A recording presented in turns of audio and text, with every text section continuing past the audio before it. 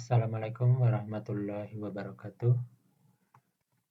Selamat sore, teman-teman, para pendengar, para pemirsa.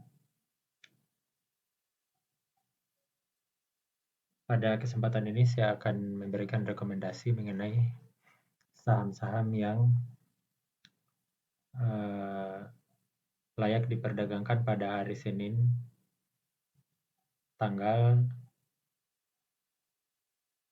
23 Oktober 2023. Baik,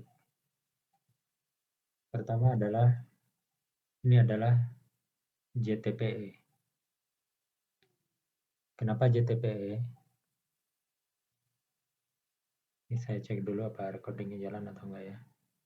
Ya oke, jalan. Ini analisa pada JTPE ini tidak terlalu sulit sebenarnya, teman-teman ya. Ini dikarenakan JTPE ini melakukan break high dari cycle yang sebelumnya, dari high yang sebelumnya. Itu lihat ini high-nya itu telah melewati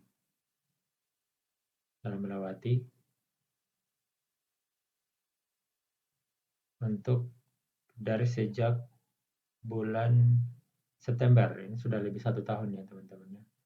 Ini break. Jadi peluang untuk JTPE ini untuk naik melanjutkan tren itu sangat besar. Juga dari analisis volume juga ini OBV atau on balance volumenya juga mengalami peningkatan ya. Dari itu terus mengalami peningkatan. Artinya volume-volume yang mengalami kenaikan itu cenderung mendominasi daripada volume-volume dari candlestick yang turun. Tapi poin terpentingnya itu di sini teman-teman, break high-nya ini, sehingga tidak memungkinkan, sangat kecil kemungkinan ada yang menjual karena lama menunggu. Itu jarang. Itu kecuali mungkin yang investasi misalkan belinya di atas ini di tahun berapa nih, bulan Juni 2022 atau sebelumnya di bulan Maret tahun lalu lah. Tapi saya rasa untuk skala trader itu saya rasa jarang yang mau menyimpan sampai 1 tahun. Makanya ini kenapa ini sangat potensial. Kemudian juga yang menguatkan bahwa JTPE ini akan mengalami kenaikan itu karena terjadinya gap down. Ini coba kita lihat gap down, yaitu ada di ini, kalau kita lihat close-nya di 326. Kemudian candle berikutnya itu open di 322. Open di 322. Sementara sehari sebelumnya itu close di 326. Di sini open 322. Jadi itu terjadi open gap down. Open gap down, biasanya saham-saham yang mengalami open gap down ini akan melanjutkan kenaikan, akan naik gitu, meskipun ini ada indikasi gap down-nya sudah tertutup, tapi biasanya ini masih melanjutkan kenaikan minimal 1 hari. Selanjutnya kita analisa saham yang lain, yaitu ini saya cek di screener saya ya teman-teman ya, yaitu saham nasi. Coba kita lihat saham nasi. Ini kenapa direkomendasikan saham nasi? Karena ini terjadi gap down teman-teman ya. Ini close di 96 di sini ya. Kemudian open di 94. Close-nya pun ini masih di close di 94. Open di 95, close di 94. Jadi terjadi gap antara close di sini, close di 96 dengan open di 95. Itu sekitar berapa titik? 4 4 ya, 96, open 9, satu tick. Terjadi gap satu tick, maaf, opennya di 95 benar ya. Ya, kemudian ini ada upaya untuk menutup gapnya tapi tidak jadi, turun kembali. Jadi ini dimungkinkan ini akan harusnya naik kembali. Namun perlu juga diperhatikan bahwa ini ada faktor sedikit kekurangan, kelemahan ya di signal yang muncul untuk saham nasi, yaitu SMA 5. SMA 5-nya itu terkesan patah di sini. Dari sini ke sini itu patah. Jadi ini memang ada agak sedikit meragukan. Tapi meskipun demikian, kalau misalkan ini diambil, ini kita terapkan risk and reward. Jadi stop loss-nya ini di bawah low-nya, yaitu di angka 89. Nanti take profit-nya itu 1,5. 1,5 dari resikonya. Misalkan resikonya, ini saya belum hitung ini berapa resikonya. Misalkan resikonya 2%, maka kita ambil keuntungan itu 3%. Jangan 2 kali lipat, jangan itu kurang bisa tapi terlalu tinggi targetnya kalau sampai 2 kali lipat. Karena kalau target terlalu tinggi, 2 kali lipat tidak pernah dicapai atau jarang dicapai kan jadinya rugi-rugi terus. Jadi itu lebih baik kita ambil risk and reward itu 1:1,5 saja. Jadi kalau misalkan ini antara harga dengan stop loss-nya itu 2%, maka kita ambil keuntungan 3%. Kalau misalkan resikonya 6%, maka kita ambil keuntungan 8%. Demikian seterusnya. Kalau resiko 4%, berarti kita ngambil keuntungannya 6%. Jadi 1:1,5 supaya apa namanya? Kita salah misalkan 2 kali diperbandingkan dengan menang 2 kali, benar 2 kali, itu kita masih untung. Itu saham nasi. Tapi ya, yang dibandingkan dengan yang pertama tadi, saham apa sih tadi? Saya cek dulu. Ya, JTPE itu masih lebih bagus JTPE, sinyal dari JTPE. Karena beda cara analisanya ya. Kalau ini berdasarkan break high, break out. Itu biasanya ini lebih kuat. Nanti sebentar tergantung dari teman-teman apakah mau melakukan langsung take profit setelah naik atau mau melakukan swing dengan menjaga trennya. Misalkan kalau trennya masih naik, itu bisa dibiarkan terus. Kalau trennya sudah tanda-tanda sudah mau patah, langsung dijual. Tapi bisa juga sehari langsung jual bisa. Jadi keputusan itu tergantung dari trading plan dari yang diterapkan.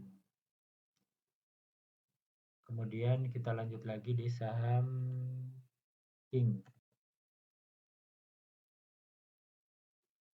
Ini overallnya ini saham King ini terlihat turun dan biasanya yang seperti ini tidak direkomendasikan dikarenakan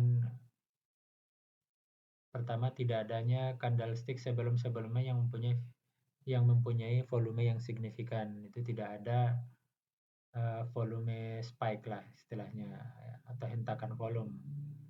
Misalkan seperti ini tidak ada hentakan volume yang seperti ini yang tiba-tiba volumenya naik tinggi. Di sini itu terkesan datar-datar saja, makanya sinyal yang muncul di sini juga kurang kuat meskipun di sini terjadi gap down. Jadi untuk King ini tidak direkomendasikan, kita hanya menganalisa saja. Kemudian PDPP. Ini PDPP ini kalau kita lihat dari segi trennya ini memasuki area sideway, tapi sideway-nya di area puncak.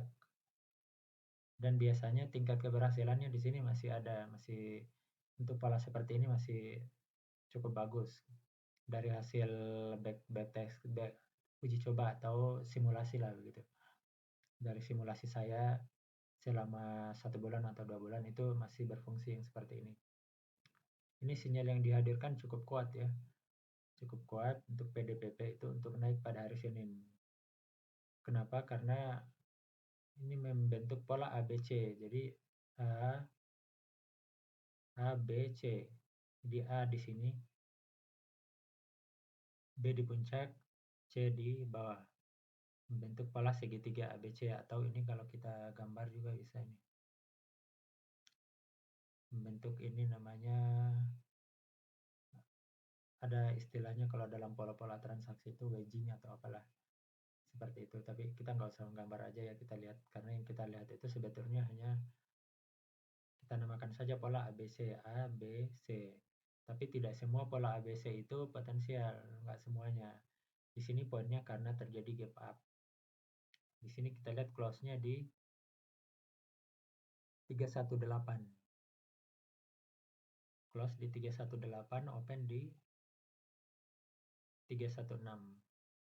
Jadi memang ada gap antara close sebelumnya di 318 dengan open di sini 318, dan ada upaya untuk menutup gapnya tapi kembali lagi gagal. Jadi biasanya ini besoknya ini akan terjadi kenaikan, hanya saja kita tidak bisa memprediksikan close-nya di mana, karena itu nanti tergantung lagi respon market, apakah nanti setelah naik itu akan bertahan ke atas atau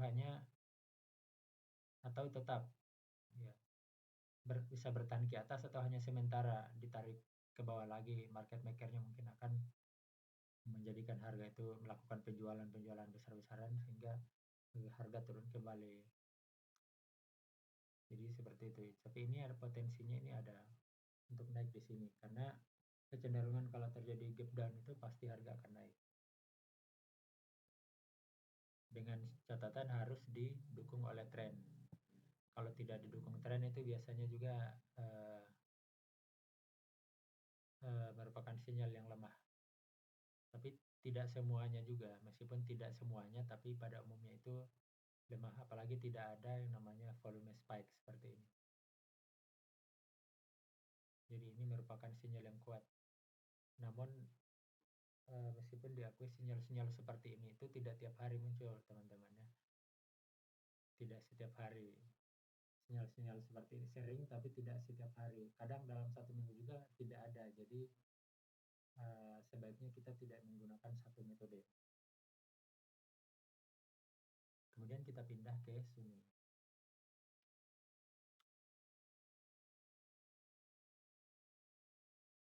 Ini tidak direkomendasikan juga, teman-teman. Ada signal tapi tidak kuat. Kenapa? Karena volume spike yang terjadi itu tidak signifikan.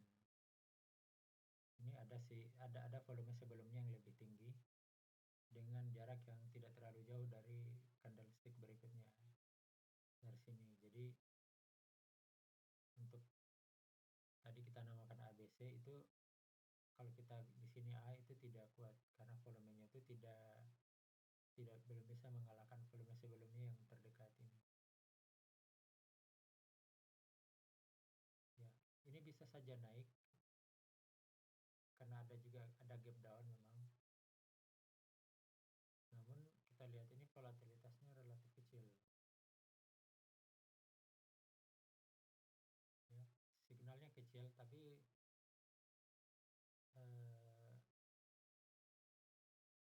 dan kita anggap peluangnya kecil ya, meskipun ada kemungkinan juga ini karena kecenderungan dari candlestick yang model kecil seperti ini, kalau diangkat itu naik tinggi bisa sampai